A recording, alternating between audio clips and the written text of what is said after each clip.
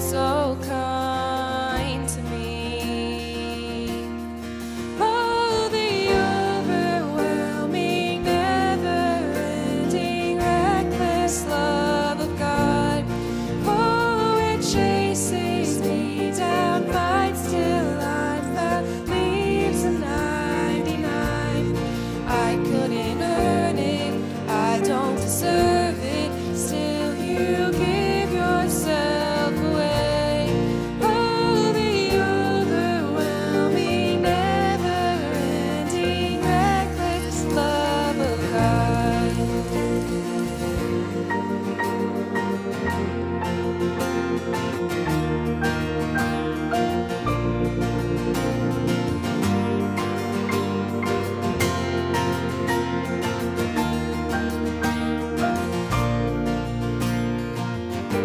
When I was your foe, still you loved far from me.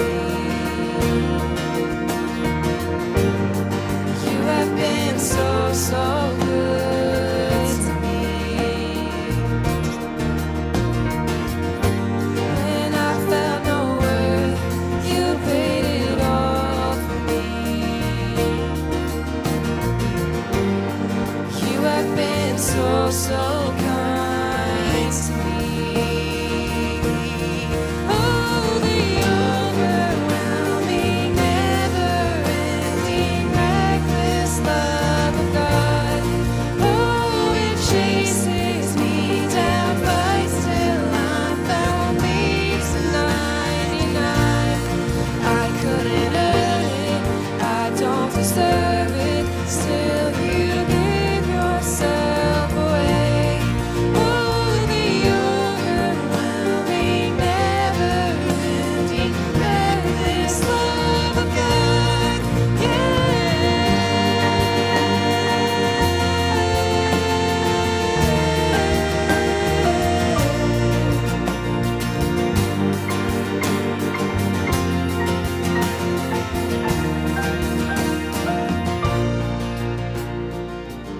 There's no shadow you won't light up, mountain you won't climb up, coming after me. There's no wall you won't kick down, lie you won't tear down, coming after me. There's no shadow you won't light up, mountain you won't climb up, coming after me. There's no wall you won't kick down, lie you won't tear down, coming after me. There's no shadow you won't light up, mountain you won't climb up, coming after me. There's no wall you won't kick down, lie you won't tear down, coming after me. There's no shadow you won't light up, mountain you won't climb up, coming after me.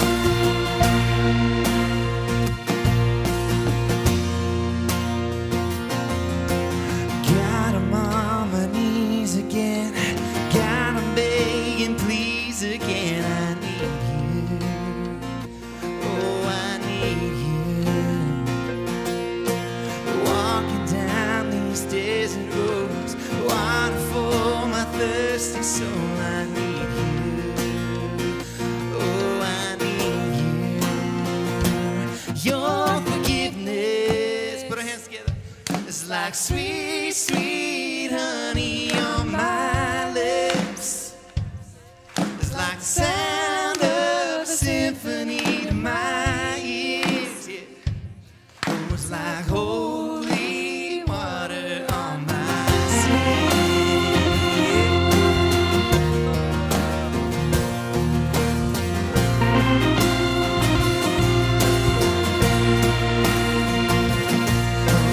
Dead man walking, slave to sin. I wanna know about being born again. I need you. Oh, God, I need you. Oh, someone take me to the riverside. Take me under baptize. I need you. Oh, God, I need you. Your forgiveness. Your forgiveness. Oh, it's like sweet, sweet honey on my lips. Yeah, it's like the sound of a symphony to my ears. Oh, it's like holy water on my skin.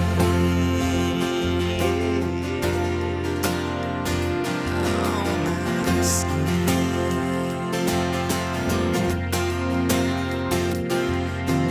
I don't wanna abuse your grace. God, I need it every day. It's the only thing that ever really makes me wanna change again. Oh, I don't wanna abuse your grace. God, I need it every day. It's the only thing that ever really makes me wanna change. Oh, I don't wanna abuse your grace. God, I need it every day. It's the only thing that ever really makes me wanna change. Yeah, I don't wanna abuse your grace. God, I need it every day. It's the only thing that ever really makes me wanna change. Your forgiveness. Oh, it's like sweet, sweet honey on my lips. Like the sound of a symphony to my ears. Oh, it's like holy water.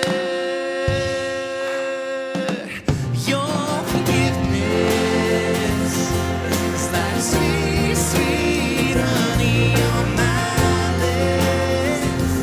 Oh, it's like the sound of a symphony to my ears. Oh, it's like holy water on my skin. It's like holy water on my skin. It's like holy water.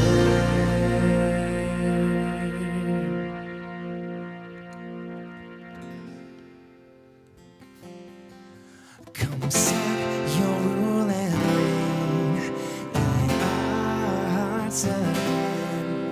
Increase in us, we pray. Unveil our remain. Come set our hearts ablaze with hope, like wildfire in our very souls. Holy Spirit, come invade us now. We are your church, and we need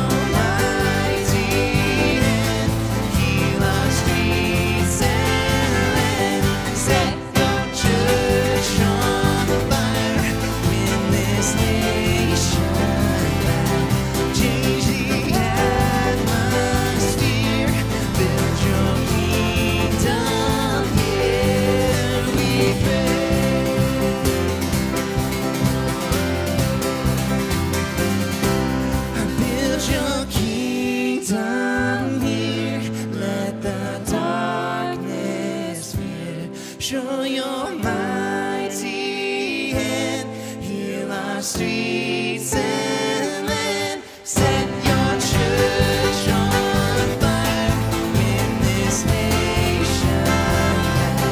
Change the atmosphere, build your kingdom here, we pray.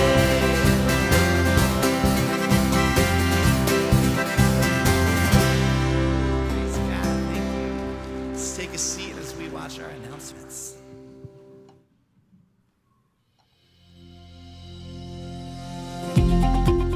Hey PLC family!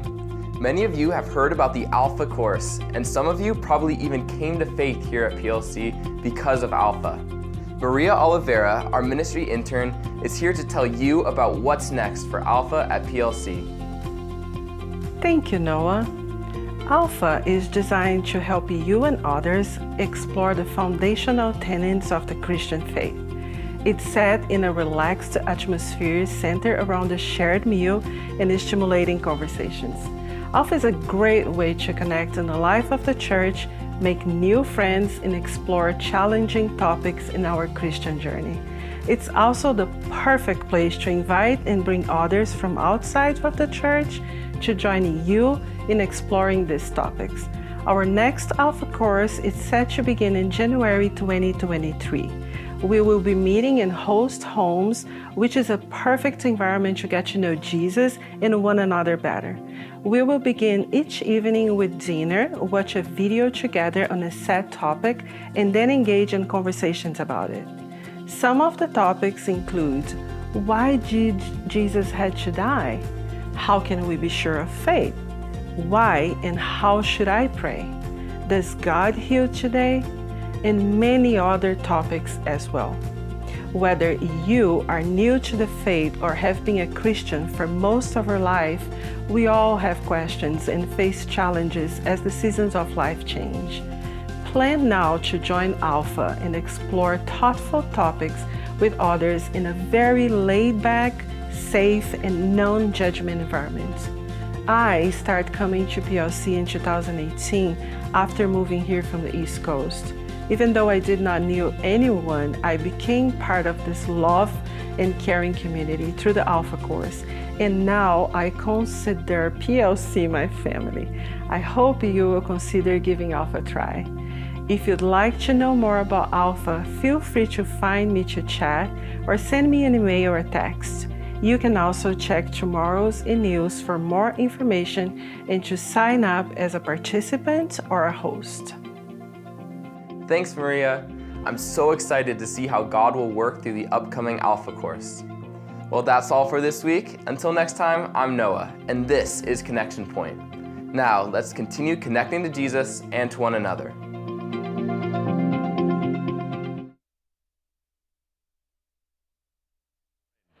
If I haven't met you before, my name is Sean Kelly. I'm one of the pastors here at PLC.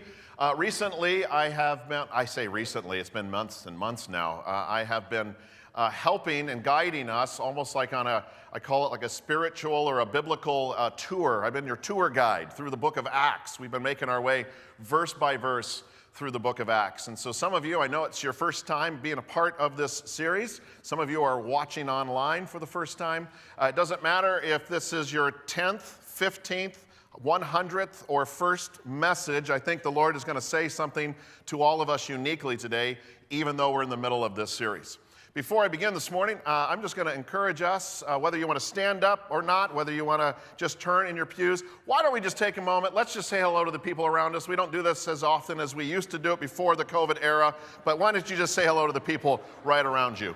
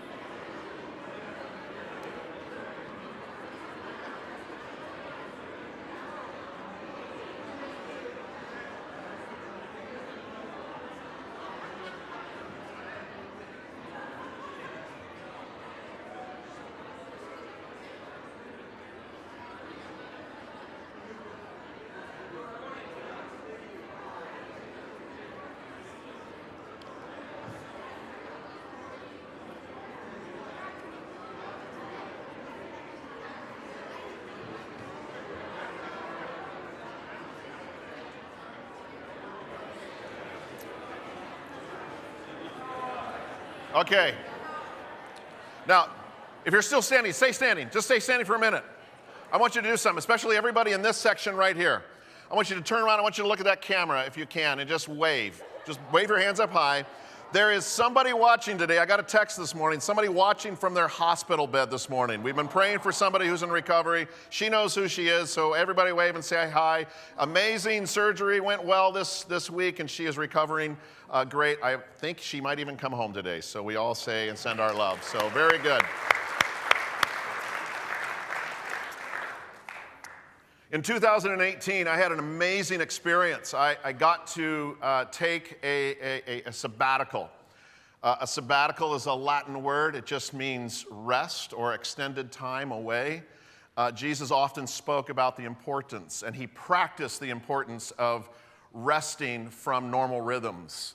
And I was given this. It was a tremendous gift, and I had this plan of what I wanted to do. Being a type A personality, just staying home for 3 months was not going to work.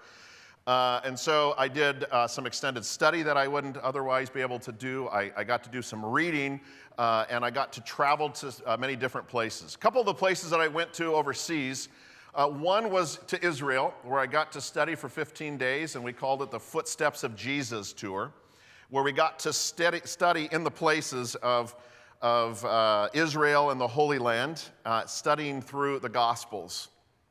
And then I went to Turkey and to Greece, as some of you know. And I got to do extensive study on the missionary journeys of Paul, part of the foundation for this message series through the book of Acts. So we not only looked at the book of Acts and the different places in the book of Acts, we also looked at many of the writings of the Apostle Paul. I had 5 days off in between.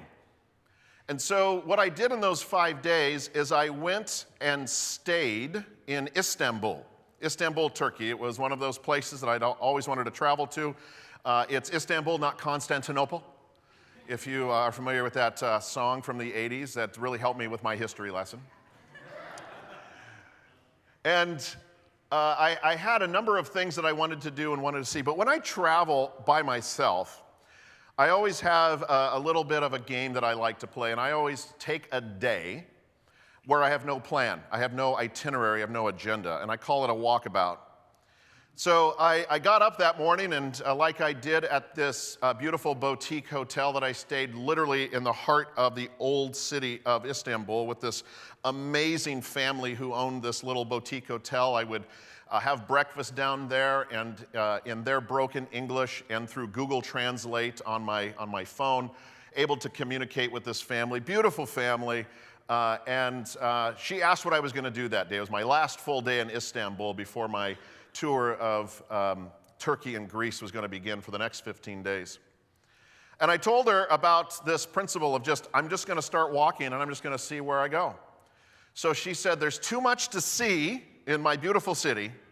So she gave me her bus pass, basically, or a transportation pass. She said, take this. If you find that you walk too far and it's getting too late, just figure out how to get back. So I went with my cell phone, hooked up to the data plan that AT&T charged me $10 a day to use internationally. And away I went, and I was just plotting different things as I walked through. And I got to see some amazing things. And on my way back, it was about dinner time. I'm gone the whole day. I ended up walking like 42,000 steps. I don't even know what that translates in miles. And I did end up taking one of the trams back, and I got to the heart of the old city of Istanbul, and it was getting to be about nightlife. And one of the things that was in the tour guide of this trip that I took was this admonishment. You have to go see the whirling dervishes. Have you ever heard that term before? You know what a whirling dervish is? You know what whirling is, right? You just spin, all right? Anybody seen the whirling dervishes in Turkey before? About 10 people. So let me tell you about the whirling dervishes. So there are two kinds of people when it comes to arts and culture. There are people who really get it and really understand it, and then there's me. The one who feels really cool every once in a while when I step into that world. I felt really cool for stepping into this little theater. It was set up really well. It was almost set up like a museum as you waited before you went in, and there was things all over to talk about the history of the Whirling Dervishes. And I was watching people. I like watching people.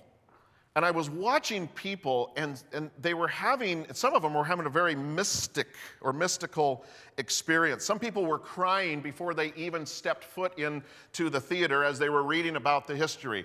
I heard all kinds of languages spoken. There's only about 100 people that could go in and be a part of this. And it's like a ceremony.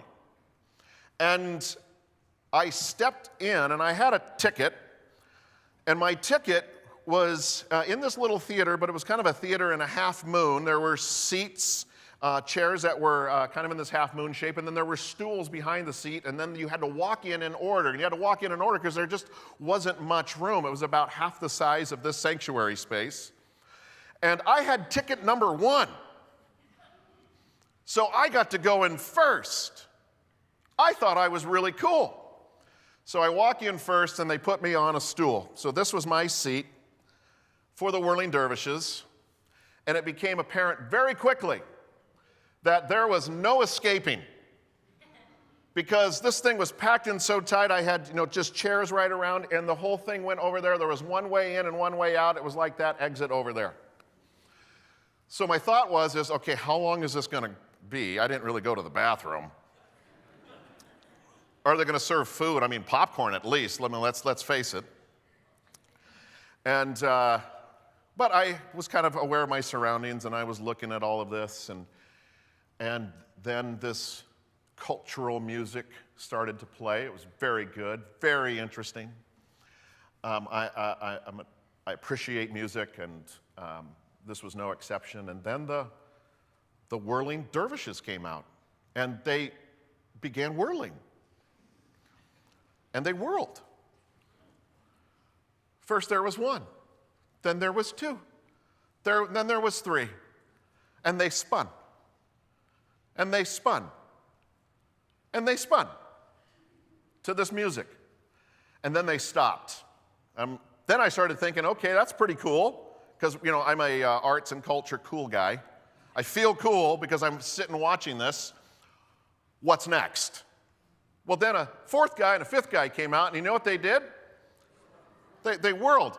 I don't know if you've ever seen the Whirling Dervishes. Here's a picture. I couldn't take my phone in there, but that's almost like the theater. It was kind of the atmosphere I was in. It was like this spiritual ceremony, and I later learned that it was of the Sufi expression of Islam.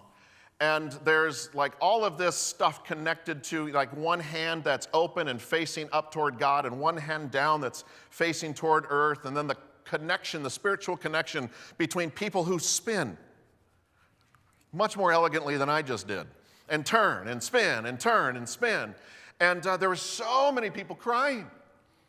And I didn't really get it. I didn't understand it, but I started crying too, because I realized that I was stuck. I couldn't get out. And by 10 minutes into this thing, I'm like, I've seen everything I need to see. Let's go on and let's go see something else. But I couldn't get out. It was the longest 90 minutes of my life. Why do I tell you this story? I tell you this story because I'm going to introduce you today to the next city that Paul and Barnabas go to as they move, and we're going to start chapter 14 today, so open up your Bibles to Acts chapter 14. Acts 14, verse 1. Paul and Barnabas are going to move from Pisidian Antioch, and they are going to move to Iconium. And Iconium is the center of the Sufi expression of Islam, where Mevlana Rufi was, not Rufi, that's something different. Rumi, R-U-M. Okay, yeah, I messed that one up. Mevlana Rumi was the founder of this Sufi mystic expression of Islam, a peaceful expression of Islam, and it's where the whirling dervishes come from. It's this ancient city. It's like an outpost in all of the Roman Empire. It's in the middle, really, of nowhere, but it was this major city, and this is where Paul and Barnabas make their way to next. So, Acts chapter 14, starting at verse 1, we're going to look at 7 verses today as we make our next stop on this Bible tour of Paul's first missionary journey. Verse 14, at Iconium, Paul and Barnabas went as usual into the Jewish synagogue. There they spoke so effectively that a great number of Jews and Greeks believed. But the Jews who refused to believe stirred up the other Gentiles and poisoned their minds against the brothers. So Paul and Barnabas spent considerable time there, speaking boldly for the Lord, who confirmed the message of his grace by enabling them to perform signs and wonders. The people of the city were divided. Some sided with the Jews, others with the apostles. There was a plot afoot among both Gentiles and Jews, together with their leaders, to mistreat them and stone them. But they found out about it, and they fled to Lycaonian cities of Lystra and Derbe and to the surrounding country, where they continued to preach the gospel. We're going to stop there. This next stop, as we make our way into Iconium, I've got a map that I want to show you. It's the map that we've been using for the last number of weeks. Let's bring that map up. And we're under Galatia, near the top left quadrant of the map, you see Galatia, the region of Galatia. You see the pin drop of Iconium.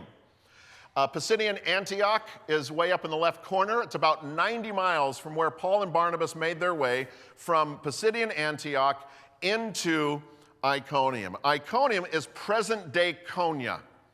I had the opportunity to go there. We spent a couple of days in Konya because next week we're going to talk about Lystra.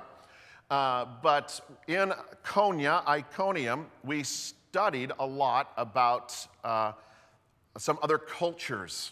And the cultures not only of the first century, cultures that go back and expressions of faith that go back even before Christianity. And we studied cultures that have now embedded into this part of the country, including this Sufi expression of Islam.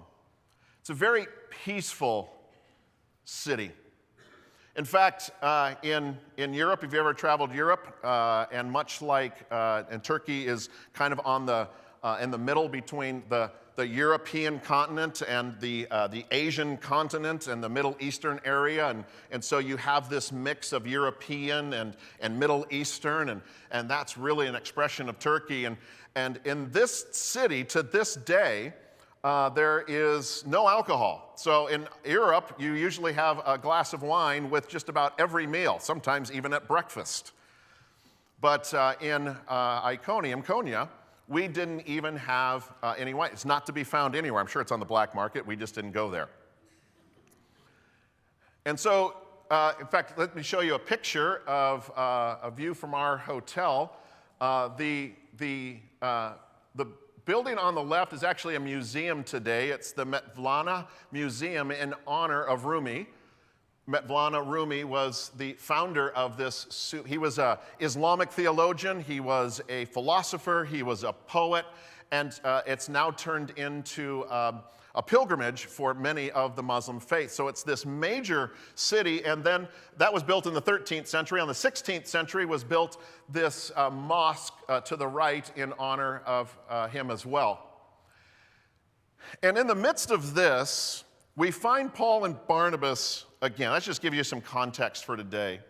Paul and Barnabas come into this city, and they do pretty much the same thing that we saw them do last time in Pisidian Antioch. They make their way into the city, and where's the first place they go? Synagogue. They do the same thing here. You're going to see on all of these missionary journeys that when we hear in these different cities, we're going to hear that the first thing that they do is they go find the very people that they want to connect with first, and they're going to find their own in these synagogues.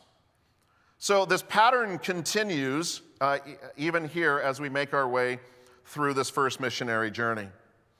And we find, and this is my impression of it, we find that Paul and Barnabas probably had the same exact message that they had to the church in Pisidian Antioch. I didn't look at it verse by verse, but I gave you a summary of Paul's sermon to that church last week.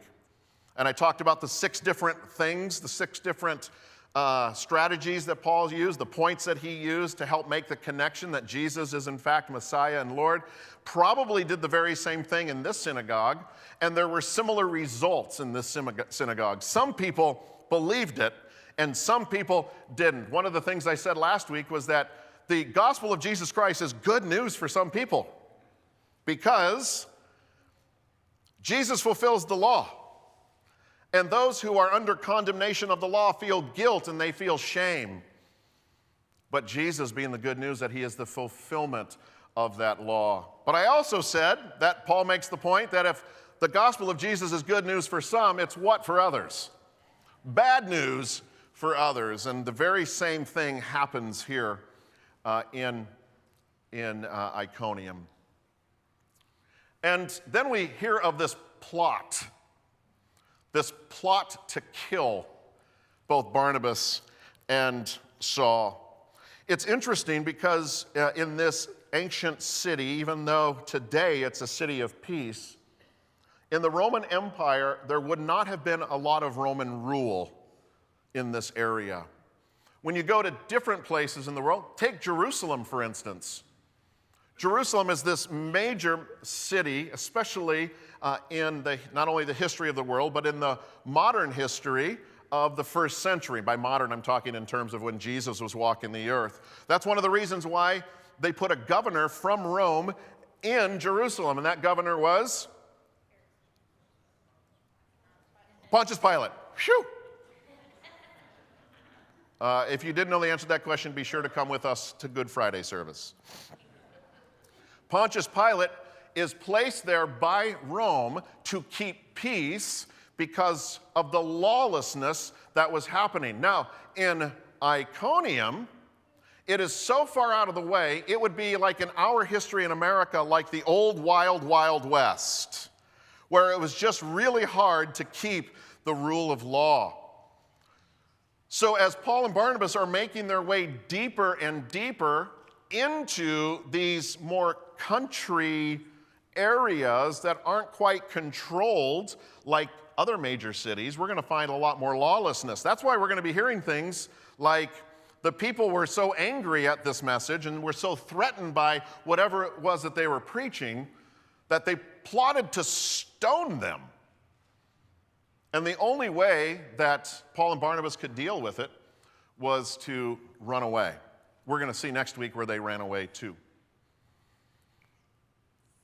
But there's also something else interesting happening here. There's something about the success that Paul and Barnabas are enjoying.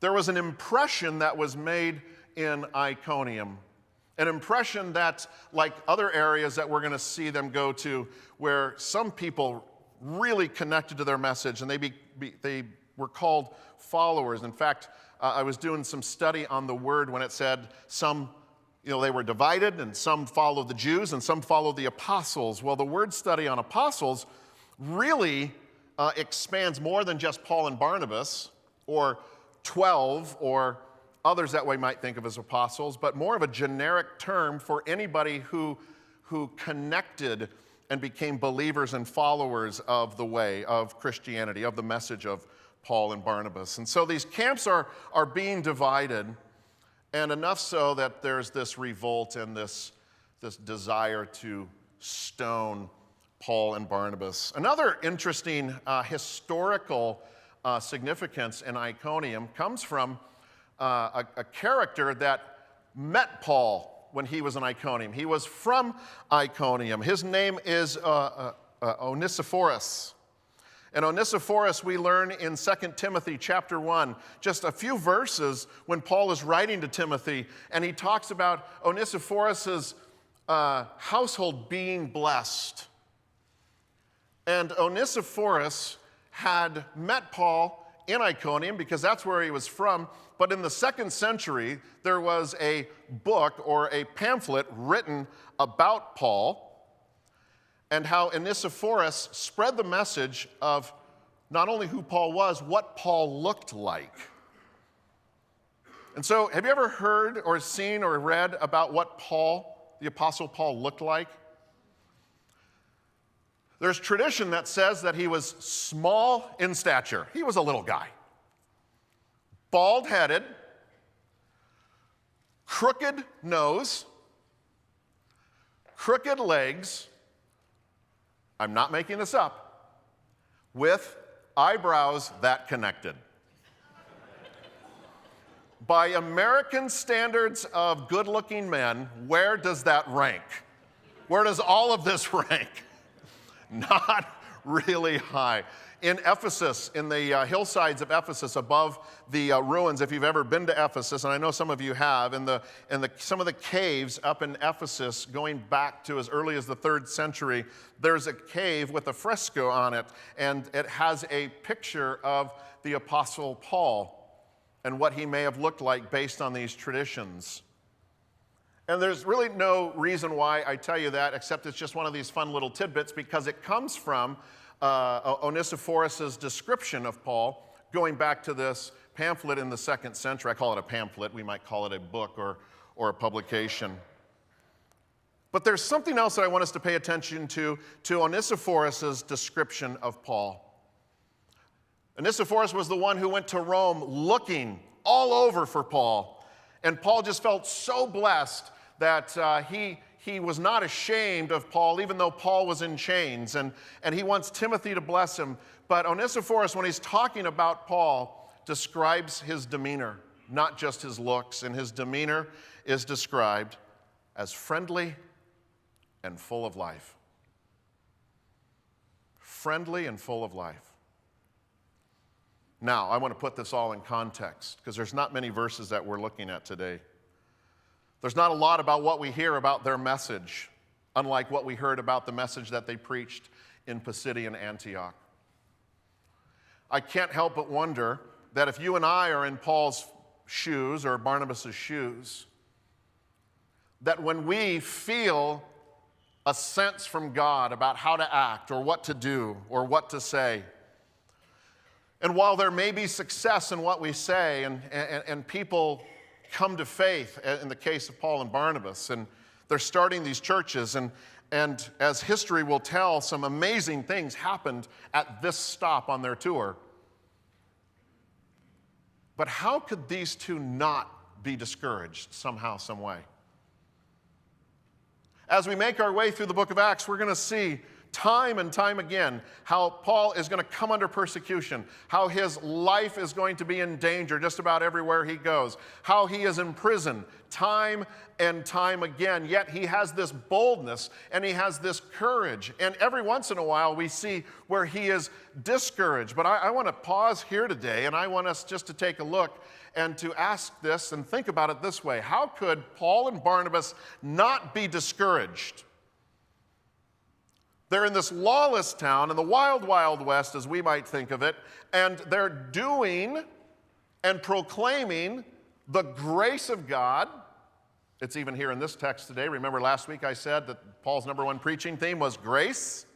They're proclaiming the grace of God, spreading the message of love, and it's not ironic to me that in the city where this message first started in the 1st century, that it eventually, the city is attracted to a message of love and peace through an Islamic prophetic type who was Middle Eastern by birth, but became and settled in this Turkish area in the 13th century. 13 centuries later, it has the expression. It's a little bit different expression, a lot different expression than the one God who came for all.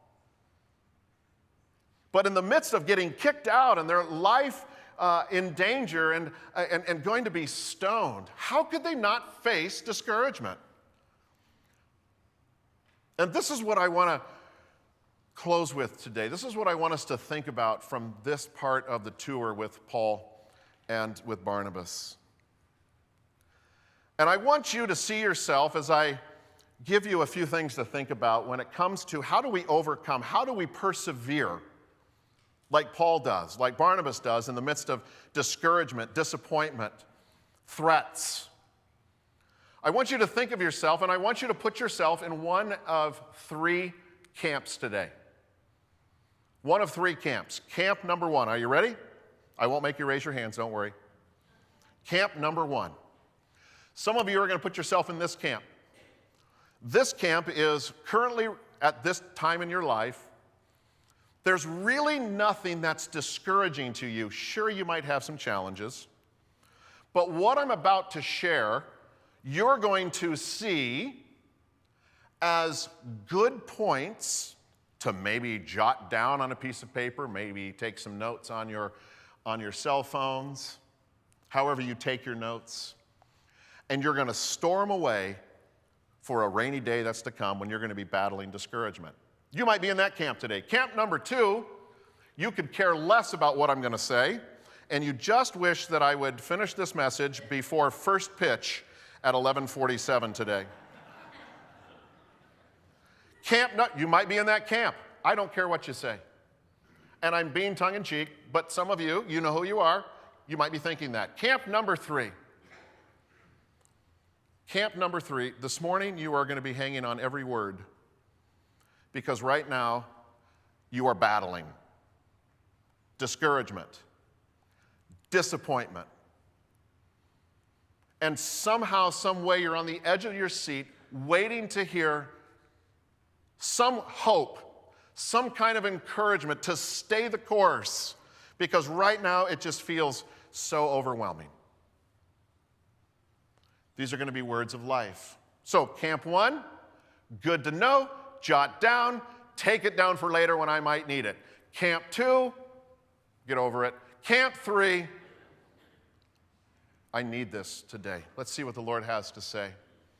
I remember being impressed by a book that was all the rage in the 80s and the early 90s. The book was by Robert Fulghum. It was called Everything I Need to Know. All I Really Need to Know I Learned in Kindergarten. Do some of you who are old enough remember that book? I mean, I read it. I was probably early college when I read that book, and I remember thinking to myself, how does this become a bestseller? Well, it becomes a bestseller because it's just so simple, and it's so easy. And my grandmother, Ruth, and I, my grandma Ruth, we read that book together. And we talked about it from time to time. I used to have dinner at her house every Tuesday night. She didn't live too far from us. My grandma and I would talk about that book, and my grandma was an avid reader. She was an English teacher, and so she liked to instill that in my brother and I, and she always took us to the library, and as we got into high school and into college, we would read some books together. This one we read together. So I'm going to channel in honor of my grandma Ruth today some things that I want to give you as we're sometimes needing to battle through discouragement that maybe Paul and Barnabas were feeling in Iconium when they were kicked out for what appeared to be a lack of success. And in the spirit of all I really need to know I learned in kindergarten, I want to give you some really easy things. Things that you're going to go, well, that's really what you have to say? But it's so simple it could literally be a bestseller. I'm going to give you 3 do's and 2 don'ts.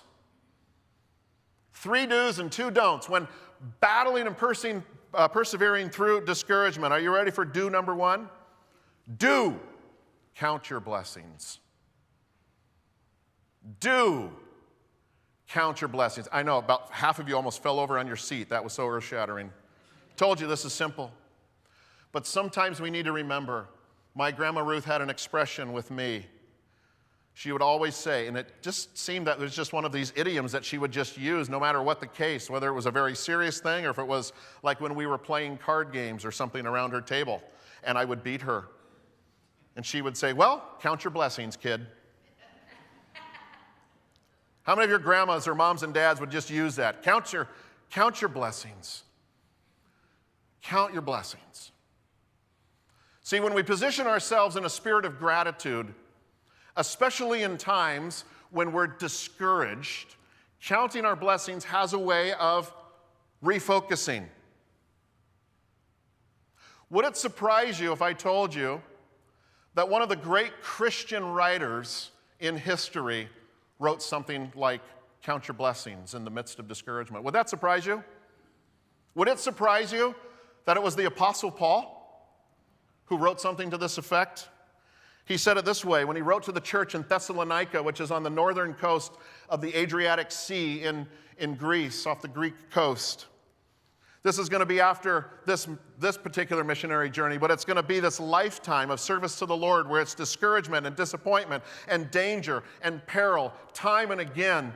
And the first thing that he encourages the Thessalonians with is he just says this: rejoice always. Pray continually.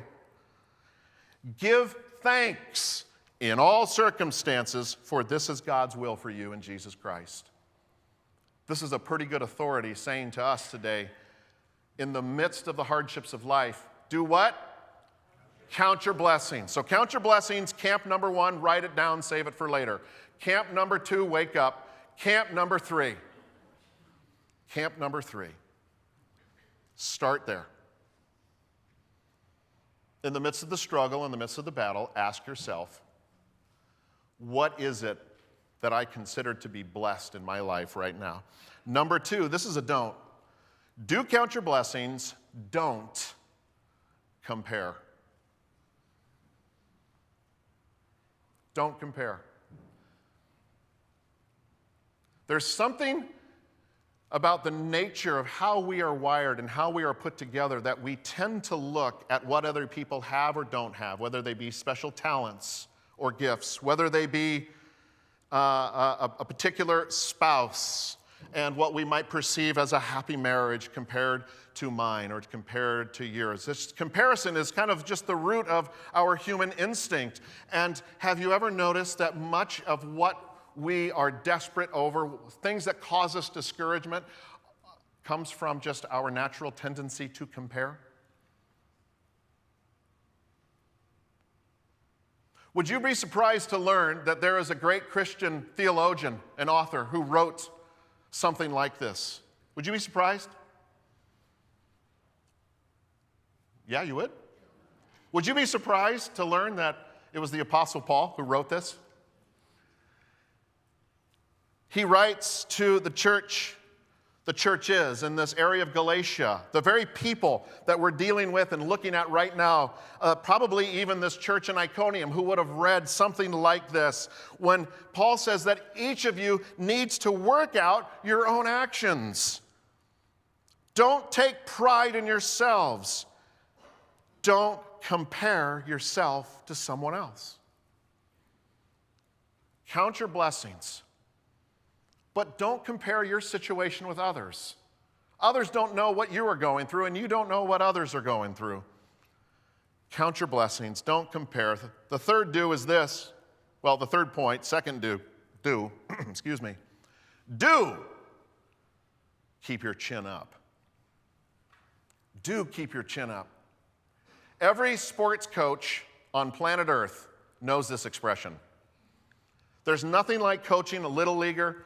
I loved coaching Little League back when my boys were really little back in Minnesota as they were growing up. And then as we moved out here to California, I was still coaching Little League here in PQ. And I said this over and over and over and over again: keep your chin up. We got more innings. Now we got to go out and play defense. I'm sure it was very similar to the post-game speech that Bob Melvin gave the boys last night after blowing a 4-run lead, then losing by 4. Going down 1 game to 3. Boys, keep your chin up. We got another game to play. When it comes to life and it comes to points of discouragement, we got to keep our chin up because there's more to come. Would you be surprised that a Christian theologian and writer who has influenced us as the Christian church wrote about this? Would it surprise you? Would it surprise you to learn that it was the Apostle Paul who wrote this? He wrote to the church in Philippi, yet again, not too far from Thessalonica. And he said this: I have learned to be content no matter the circumstance. My summary of that is keep your chin up. Find contentment even in the challenges. Number 4 is a don't. Don't do it alone. Whatever it is that you're going through, whatever challenge that is bringing you disappointment or discouragement, it is vitally important that you don't do it alone. I remember years ago waking up one morning after a long period of just feeling icky inside, discouragement and disappointment in all get out. And I remember that morning composing an email to four very close friends who are, they're far enough away from me each and every day, even though we're very close, but they could help support in prayer. And I almost didn't hit send on that email, and I would have missed what I think was the turnaround moment in the midst of this situation. I sent this email out to the forum. I said, hey, I just need you to pray for me. I'm going through X, Y, and Z. I need you to pray for this, and I need you to pray for that. And I just feel like I'm losing, and I feel like I'm not going to make it. Within 2 minutes, a phone call comes. One of them had read the email immediately, picked up the phone. Another one emailed. Within 20 minutes, all of them had emailed me back. All of them shared stories about their discouragement, and I realized immediately that even though they didn't understand what my situation was, they all understood what I was going through, and let me tell you how encouraging that was. Do count your blessings. Don't compare. Do keep your chin up. Don't do it alone. Would you be surprised to learn that there was a Christian author, writer, theologian who wrote about this? Would you be surprised to know that it was the Apostle Paul, yes or no? He writes to the church in Corinth, and he has this amazing line, and I don't want you to miss this, especially when it comes to our role with one another, connecting people to Jesus and to what? And to who? One another. Why do we say that time and time again? Because we have to remember that we're in this together for a very good reason. We celebrate with one another, but we also hold each other up when we're down. And he just said to that church, the body of Christ is not made up of one part, but it's made up of many parts. So don't do this alone. You weren't designed to, you weren't meant to. And the final one is this. It's a do.